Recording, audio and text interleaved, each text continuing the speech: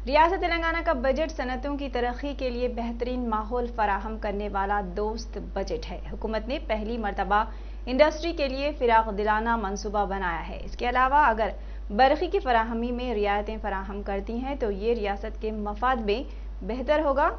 INN से बात करते हुए रियासती तेलंगाना के बाइख्तियार तंजीम federation of Telangana chambers of commerce industries के सदर रमाकांत इनानी ने वज़ीर आला के चंद्रशेखर राव और वज़ीर फाइनेंस को FTCCI की जानिब से मुबारकबाद पेश की। रियासत तेलंगाना का 8वां बजट आज वज़ीर फाइनेंस टी हरीश राव साहब ने पेश किया, जो 2,30,000 करोड़ का है। इस बजट में रियासत की तरक्की, इंडस्ट्रियलाइजेशन और डेवलपमेंट क्या है, इस पर हम रियासत तेलंगाना की ऑटोनमस बॉडी अथॉरिटी जो मानी जाती है, Telangana federation of chamber of commerce and industry, उसके सदर जनाब रमानाथ अनानी साहब से बात करते हैं। अनानी साहब, INN चैनल में आपका खैर मकदम है। चूँकि आपकी बॉडी जो FATFC है, ये रियासत की एक ऑथेंटिक बॉडी है और जो है पूरी इंडस्ट्रीज़ के डेवलपमेंट के लिए आप लोग जो सोचते हैं, तो आज जो हुकूमत ने 2,30,000 करोड़ का बजट पेश किया, उसमें 2,500 करोड़ पे इंडस्ट्री के लिए अनाउंस किए। तो इसको आप किस हैसियत में देखते हैं? क्या इससे रियासत की तरक्की, क्या इससे इंडस्ट्री के डेवलपमेंट क्या आपको नज़र आता है?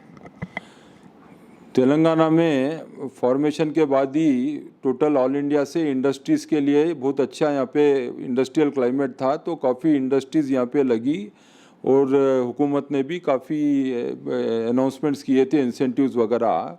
लेकिन पिछले 2-4 सालों से बराबर एलोकेशन नहीं हो रहा था, तो 4 से 5 साल का बैकलॉग चल रहा था इंडस्ट्रीज़ को इंसेंटिव देने के लिए। और इंडस्ट्री अपना जो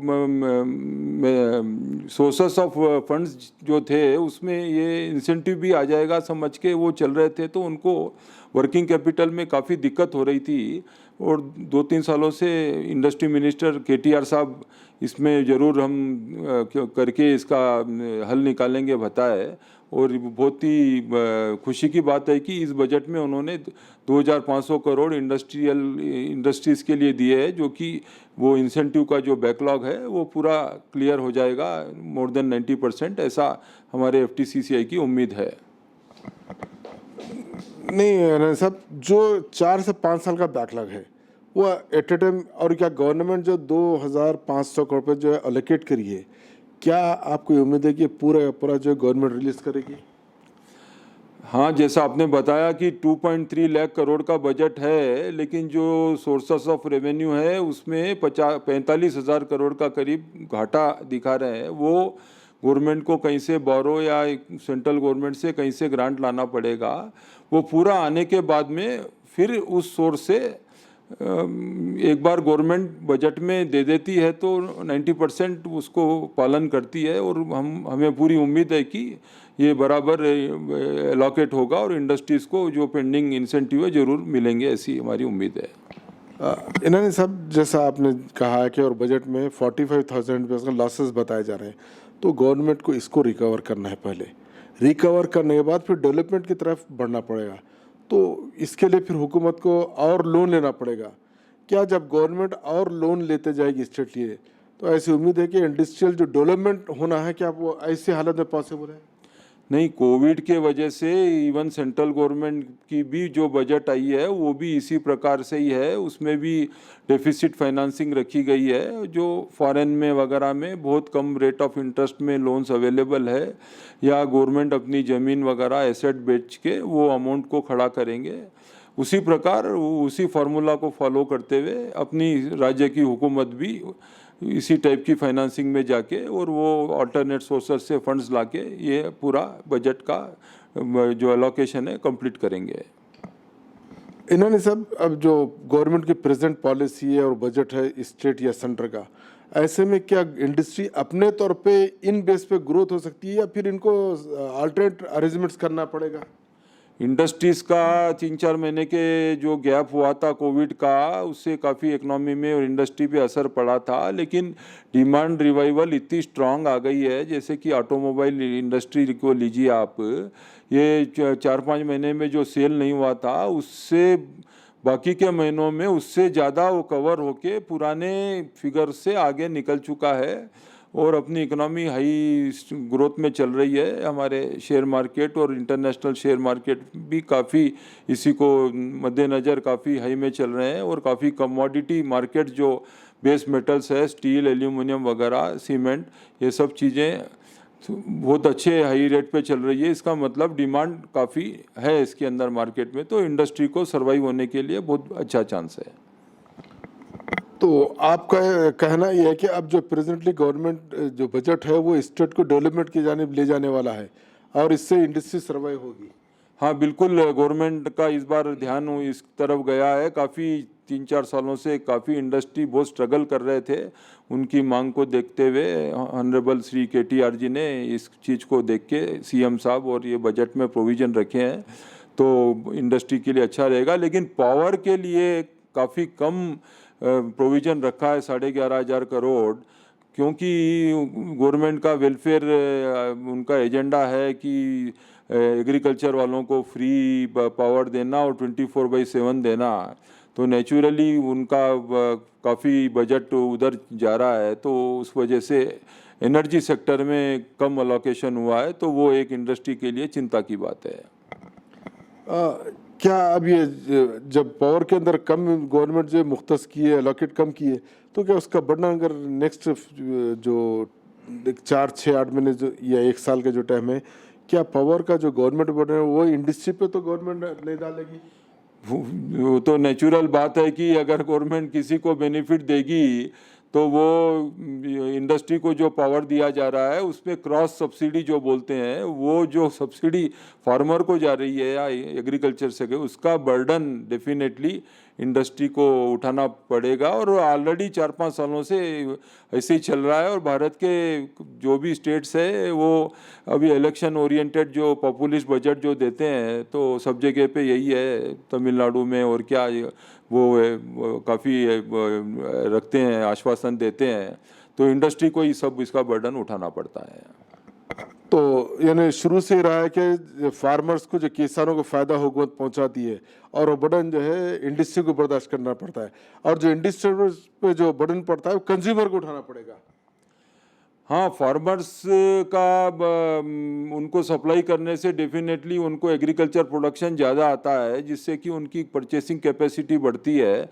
परचेसिंग कैपेसिटी बढ़ने से इंडस्ट्री का माल जो बनता है वो खपना होता है, तो थोड़ा बहुत कंज्यूमर के ऊपर भी जाएगा। लेकिन अपने पड़ोसी स्टेट जो है, अपने उड़ीसा, वहाँ पे करीबन एक यूनिट के पीछे 2 या 3 रुपए पर यूनिट वहाँ पर कम है, और लेबर चार्जेस भी कम रहने से अपने यहाँ की स्टेट की, तेलंगाना की इंडस्ट्री थोड़ी वहाँ पे शिफ्ट हो रही है उड़ीसा के तरफ। गवर्नमेंट को ध्यान देना चाहिए इसके बारे में। अगर ये जो इंडस्ट्री यहाँ की अगर जैसा उड़ीसा है वहाँ पर शिफ्ट होते तो फिर रियासत तेलंगाना क्या होगा? लेकिन इतनी ज़्यादा यहाँ पे डिमांड है और लोगों का यहाँ पे प्रिफर्ड स्टेट है अपना तेलंगाना, अपने ORR और अभी रीजनल रूरल कनेक्टिविटी भी अनाउंस किए हैं, और अपना एयरपोर्ट वगैरह और अपना एग्रीकल्चर लोकल प्रोडक्शन। तो अगर वो थोड़ी बहुत इंडस्ट्री वहाँ उड़ीसा में चले भी जाएगी तो फिर भी अपने को ओवरऑल में अपना ग्रोथ में ही रहेगी अपनी इंडस्ट्री। INN से बात करने के लिए शुक्रिया रामनाथ नंदन साहब। रियासत तेलंगाना का बजट 2021-22 का आज रियासती वज़ीर फ़ाइनेंस T हरीश राव ने कानून साज असम्बली में पेश किया, जबकि वही बजट को कानून साज कौंसिल में वज़ीर मुखर्रीना V प्रसाद रेड्डी पेश किया। आज जो रियासत का बजट पेश किया गया वो है 2,30,882 करोड़ रुपये का।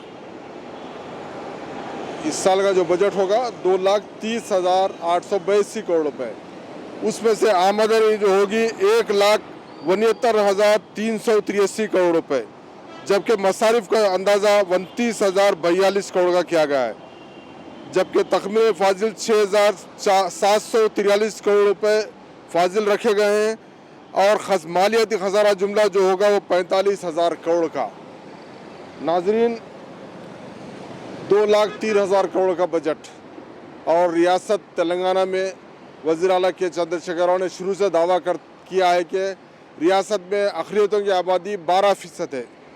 उस 12% वाली आबादी के लिए हुकूमत ने क्या मुख्तस किया है, क्या बजट, कितना, अंदाज़ा कीजिए। सिर्फ 6,000 करोड़ रुपए, 1,629 करोड़ रुपए मुख्तस किए गए हैं। अक़लियतों के आप अंदाज़ा कर सकते हैं कि 12% की आबादी और 1,600 करोड़ रुपए, यानी 1% का भी बजट अक़लियतों के लिए मुख्तस नहीं किया गया है। जबकि 800 करोड़ रुपए गुज़िश्ता साल खर्चा करने का हुकूमत दावा कर रही है, जब ये है कि 600 करोड़ रुपए हुकूमत जारी किए हैं और 285 करोड़ रुपए खर्चा किया गया है गुज़िश्ता साल।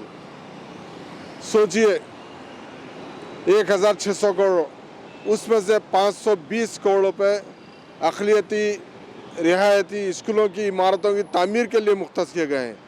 10 करोड़ रुपए इस्लामिक कल्चर की कोकापेट में तामीर के लिए और जामिया में आइड्रिंग की तामीर के लिए 15 करोड़ रुपए। यह है अक़लियतों के फलाह बहबूद के दावे और हुकूमत का बजट।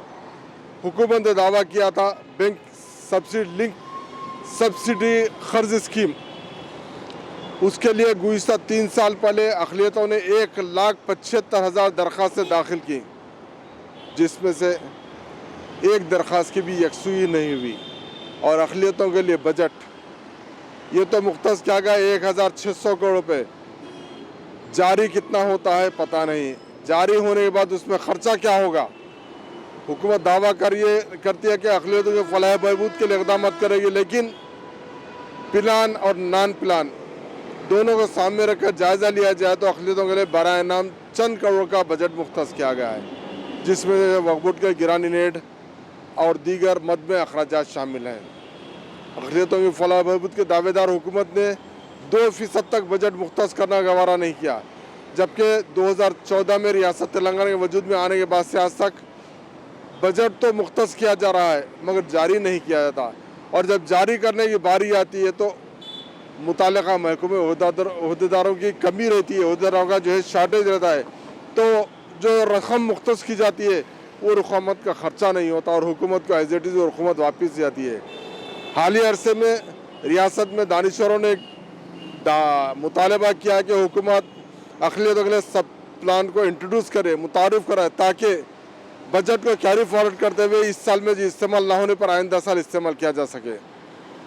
अब देखना है कि रियासत तेलंगाना के इस बजट का क्या असर होता है अक़लियतों पर, उनकी तरक्की पर, उनकी इमदाद पर, उनके डेवलपमेंट पर। जबकि कई वक्त दावा किया गया है कि अक़लियतों की इकनॉमिकल इस्टेब्लिशमेंट के लिए, स्टेबिलिटी के लिए लोन जारी किया जाए, कर्जे दिए जाएँ, माइक्रो लोन दिया जाए, लेकिन उस पर आज तक अमलावरी ने दावे तो बहुत किए जा रहे हैं, ऐलानात किए जा रहे हैं, लेकिन अमली तौर पर इक़दाम का फुक़दान है। हम हुकूमत से ख्वाहिश करते हैं और वज़ीर फ़ाइनेंस से कि उन्होंने जिस तरह 1,600 करोड़ मुख्तस किए हैं उस रकम को इस माली साल में मुकम्मल जारी करें और ओहदेदारों को हिदायत दें कि वो इस बजट को मुकम्मल तौर पर इस्तेमाल करें, खर्च करते हुए अक़लियतों के बहबूद के लिए हुकूमत तो जो दावे कर रही है उसको साबित कर दिखाएँ और आवाम को ये बताएं कि हुकूमत सिर्फ ज़बानी ऐलानात नहीं करते बल्कि अमली इक़दाम करती है। देखना यह है कि 1,600 करोड़ का ये बजट अक़लियतों के इस्तेहकाम में, उनकी तरक्की में, उन्हें मुल्क में आगे बढ़ाने में क्या हिस्सा अदा करता है। INN चैनल के लिए मैं हबीब अली अल जिलानी, कैमरामैन मोहम्मद अली के साथ।